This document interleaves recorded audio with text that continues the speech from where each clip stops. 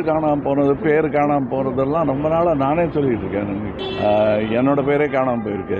தேர்தல் பீகாரில் வந்து பார்த்தீங்கன்னா அந்த வாக்காளர் அந்த பேசும்போது பிரதமரோட தாயை வந்து பார்த்தீங்கன்னா பிரதமரோட அம்மா தாயாரை வந்து அவமானப்படுற மாதிரி பேசுகிறாங்க பிரதமர் சொல்லியிருக்காரு. யாரையும் அவமானப்படுத்துற மாதிரி யாரும் பேச வேண்டிய அவசியம் இல்லை.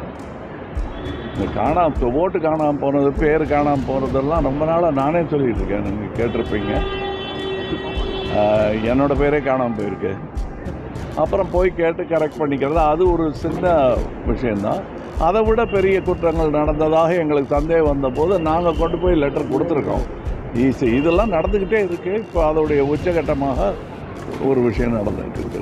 முதல்வருடைய வெளிநாட்டு பயணத்தை 3000 கோடிக்கு மேலாக முதலீடு ஈர்க்கப்பட்டிருக்கிறது. பாஜக வந்து அதை விமர்சனம் பண்ணுறாங்க. சார் ஒருத்தர் நல்லது செய்யும் போது எந்த கட்சின்னு நான் பார்க்கறது கிடையாது. நாட்டுக்கு நல்லது நடக்குதுன்னா அது எதிர்கட்சியாக இருந்தாலும் அதை ஏற்றுக்கொள்ள வேண்டியது தான்.